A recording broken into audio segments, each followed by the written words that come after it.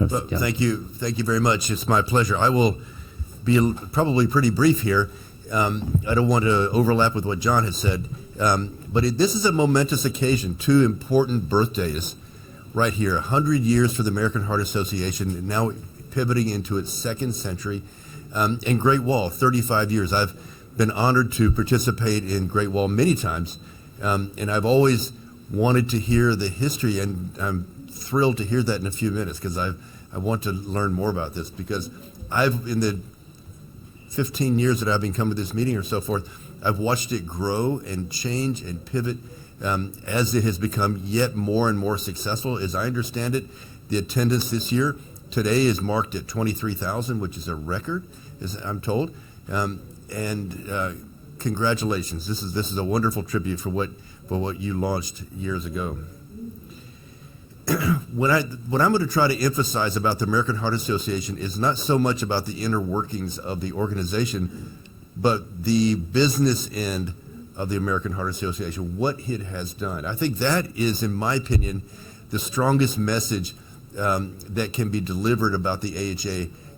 All the things that it does, in the end, what have we seen in terms of the impact, the scale, the scope of cardiovascular diseases around the world? So this is the bad news. This is what cardiovascular disease looked like for 100 years. It was growing at record paces. What type of cardiovascular diseases are we talking about here in the 20th century? Coronary disease, hypertension, heart failure, stroke, the ravages that we all see clinically all the time. We're just exploding in our world. And again, that is not just the U.S., that is around the world. That's the good news. That's the good news, that for about 20 years or so, those ravages were receding, making strides at targeting the atherothrombotic manifestations of cardiovascular disease. If you look at that in an age-adjusted profile, you can see that there's been a spectacular 75% decline in the age-adjusted mortality from cardiovascular diseases. That is simply spectacular. That is simply amazing. Now, why is that? To what do we attribute those successes? To some extent, it's the medicines that we use all the time, statins, beta blockers, ACE inhibitors, all of that, drug-eluting stents and so forth, things like that. But the vast majority of this success stems from the public health measures that the AHA has promulgated. Blood pressure control, diet control, exercise, weight, obesity, smoking, all of those things. That is where this success has occurred. When I round in the hospital, sometimes I remind house staff that we learned what normal blood pressure was starting at Framingham at the end of World War II. Framingham is a suburb west of Boston. Prior to that, the notion was that a healthy blood pressure was your age plus 80. That's not because those practitioners were stupid. They just didn't know. And Franklin Delano Roosevelt, when he was the president of our country, he had high blood pressure, and he developed a hypertensive cardiomyopathy because his blood pressure was 180, 200. In fact, at the end of World War II, at the Yalta Conference, where he and Churchill and Stalin decided where the Iron Curtain would be put, where separating the Soviet bloc from the rest of the world, Stalin recognized how sick FDR was and moved it progressively west to his gain and to the loss of others because FDR was so ill. Not long after that, he was back in the U.S. and was sitting for a portrait. At that time, his blood pressure was 300, and he suffered an acute stroke and died abruptly. Again, it's not because the practitioners then were ignorant. They just didn't know. We learned what blood pressure, we learned about cholesterol, we learned about smoking starting at Framingham. In other words, late 1940s. But now, over the course of the next 50, 80 years, thanks in large measure to the American Heart Association, understanding what blood pressure targets we should be shooting for, which have continued to come down. Same thing for cholesterol. They've continued to come down. This message has been delivered around the world, including here and elsewhere. So that's the good news. There's the bad news. For the last 10 or 15 years, we're losing ground. For the first time in decades, we're actually backing up. In fact, it's been said that the millennial generation now is the first in decades who, statistically speaking, their life expectancy is less than their parents. Why is that? Why are we losing ground? Nobody knows definitively, but many of us believe it is largely a result of the global explosion of obesity, cardiometabolic stress, obesity leading to diabetes, leading to heart disease. That is, I think, a major driver here, and I'm not the only one. Cardiovascular diseases are a global scourge. It is the number one killer of men and women in your country and in my country and around the world. In the U.S., 1 in 4 women will die of heart disease. 1 in 4. Contrast that with breast cancer, where it's 1 in 4D, 40. A woman is 10 times more likely to die of heart disease than breast cancer. And I'll digress to point out that, I come from Texas, where we really do obesity pretty well in Texas, I can tell you. But there's also obesity in Asia. But it's different. It looks different. For people like me, an Anglo white male living in the West, I can carry 30 kilograms of extra pounds before I'm prone to diabetes, something like that. If I were a Han Chinese male standing here living in Beijing, rather than 30 kilograms, it would be 6 or 8 kilograms.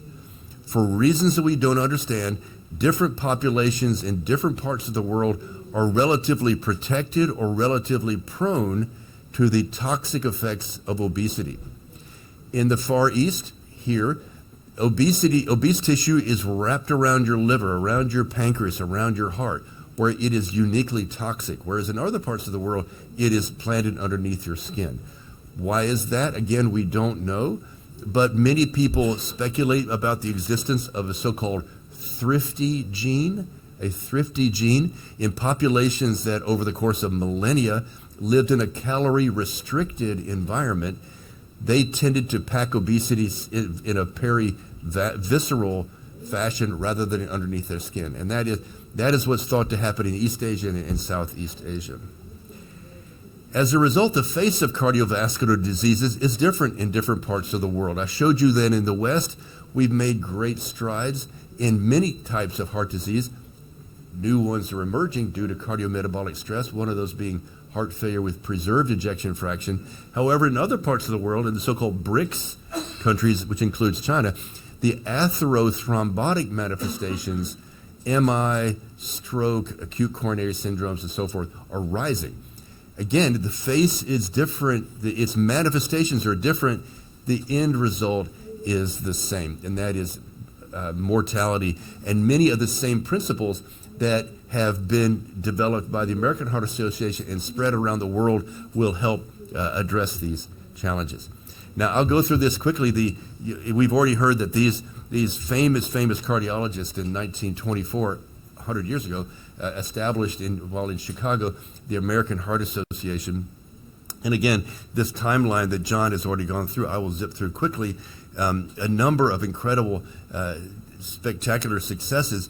And I will say that the word American in AHA is probably a misnomer. It is not a uniquely American society, I can assure you. Just as Circulation, an AHA journal, is not an American journal. It is a global journal. Again, you can see here that there's a timeline of some of the most exciting and impactful developments that have emerged from the AHA. You can't read that one whatsoever, but it's just to illustrate that some of the major successes that have emerged every few years. And I'm honored to lead the journal Circulation, which was founded in 1950 and has a storied history of promulgating and in many ways, I believe, steering the future of research and developments in cardiovascular medicine and science. Again, here's a list of programs that it's difficult for you to see. But the point is that it's been a steady drumbeat of major successes as the organization has grown. Now it is huge in impact and size and around the world. We've heard about the recent pivot to Life's Essential 8 is one of the metrics of healthy lifestyle. Again, these quality improvement programs that I'm going to zip through here. The point I'm trying to make today is again, not to drill down into the inner workings of the AHA, but rather to emphasize its incredibly impactful role around the world. And now, as John has mentioned already, pivoting into the next century. Again, as I have said many times at this meeting, cardiovascular diseases are evolving. They're different now than they were 20 or 50 years ago. And the AHA is on top of that, trying to stay on top of the fact that new challenges in the West, the atherothrombotic manifestations have declined. They're on the rise here, different patterns. The AHA is responding to that and dealing with these new challenges as they present around the world. Scientific literacy is something that we struggle with in the U.S., especially around COVID, the lack of trust in biomedical science, vaccinations and COVID and so forth has, to me, been personally disappointing and frankly heartbreaking. I wrote something about this a few years ago about misinformation and disinformation that, for some reason people trust the science of their cell phone. They trust the science of aeronautical science when they get on an airplane. They trust mechanical engineering science when they cross a bridge. But biological science, they seem to feel adept at disregarding that, including some famous athletes and politicians in our country who feel free to, even though they're not physicians or scientists, to question that type of science where they don't question the science inside their cell phone. It's puzzling and one of the challenges that we all face going forward.